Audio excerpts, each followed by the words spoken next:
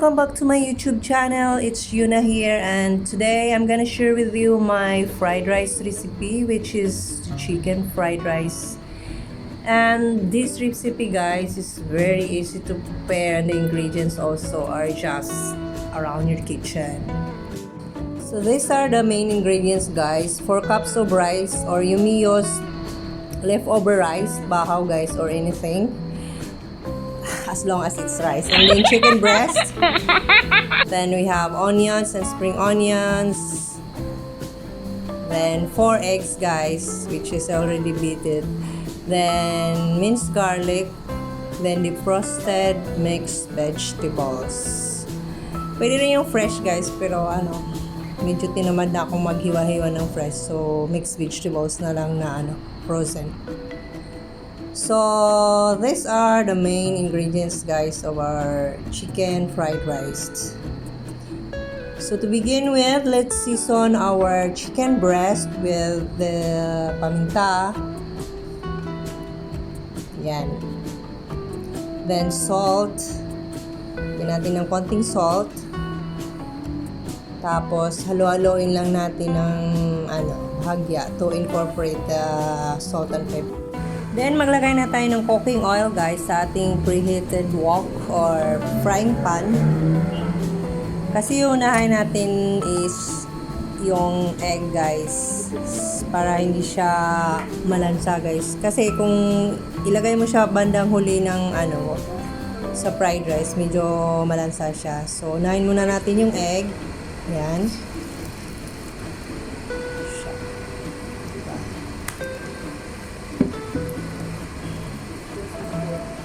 Tapos haluin lang natin siya ng bahagya, guys, para medyo siya fluffy. Tapos yan, gentle ang pagka guys, paghalo.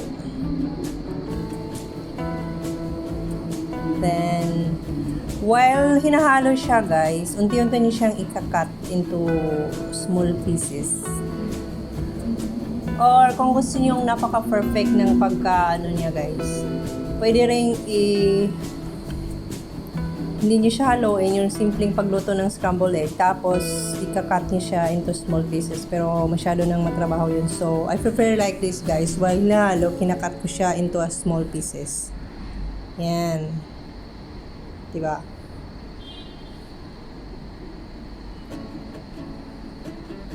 Hanggang maluto siya, guys. Hindi naman masyadong luto, yung medyo siya, enough lang na hindi rin yung medyo basa-basa siya.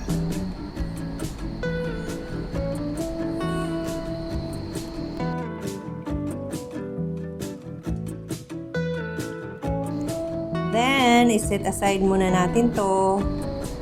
Save natin for mamaya. Yan. Tapos, mag-add na naman tayo ulit ng cooking oil for our chicken breast. Diba? Iano lang natin siya, guys.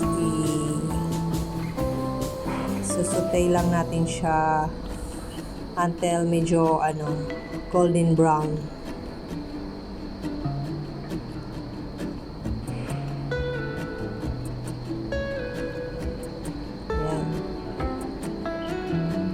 Halo lang ng konti hanggang siya turns into a golden brown.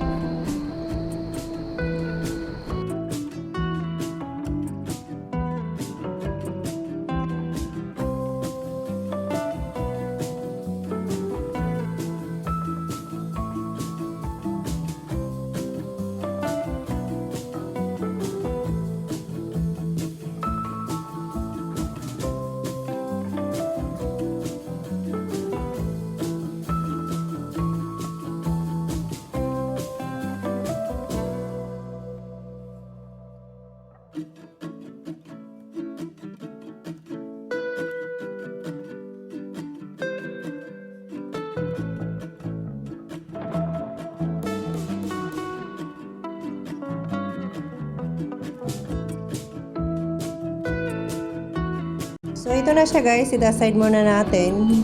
Pinaibabaw ko siya sa itlog para isang lagayan lang para wala masyadong hugasin mamaya. Then, painit na natin yung kawali uli.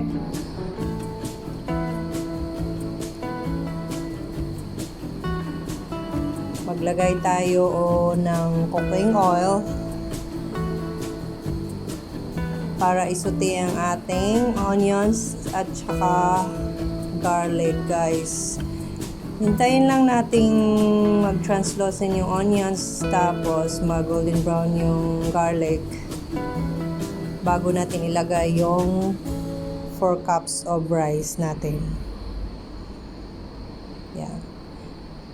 Ano lang yung guys, yung fire niya is medium lang siya para hindi magulat yung rice. Char. Para hindi masunog yung natin, yung mga ingredients. And by the way guys, yung mixed vegetable natin pala, sinuti ko na siya kanina sa butter. Now we can add the 4 cups of rice. Ayan na siya guys. Tapos halo-halo. Pasensya na guys, medyo malikot yung video ko kasi walang tagahawak eh. Tapos ilagay na natin yung soy sauce natin, which is around 1 tablespoon of soy sauce or depende sa anong lasang ma-achieve nyo guys. Pwede rin kayong mag-add ng konting salt, but for me, I prepare na soy sauce lang siya.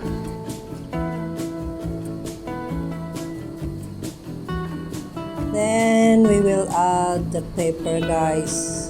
Lagay na tayo uli. Di ba naglagay na tayo kanina sa chicken? Tapos maglagay na tayo uli dito sa rice natin mismo.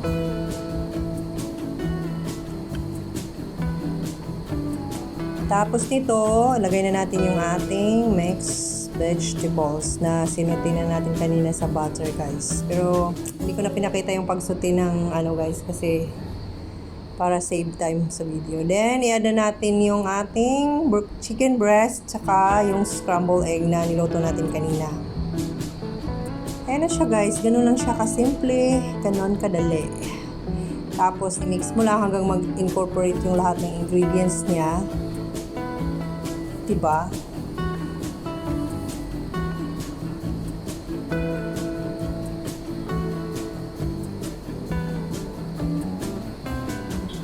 Tapos halo-haloin. Then we're done na guys. Ay, hindi pa pala guys, it's a prank.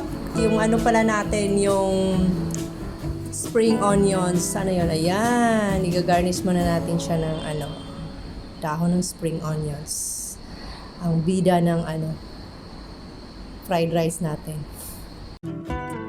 So, this is it guys. We're done. I hope you enjoy cooking with me today guys, and please do subscribe to my channel. By the way guys, this recipe is good for 3 to 4 person, and no need to luto another ulam guys kasi sa dami ng sahog ko or sa dami ng sinahog mo kung magluluto ka, nandito na lahat. So parang 2 in 1 siya, rice and ulam, diba? Bye guys! See you on my next vlog!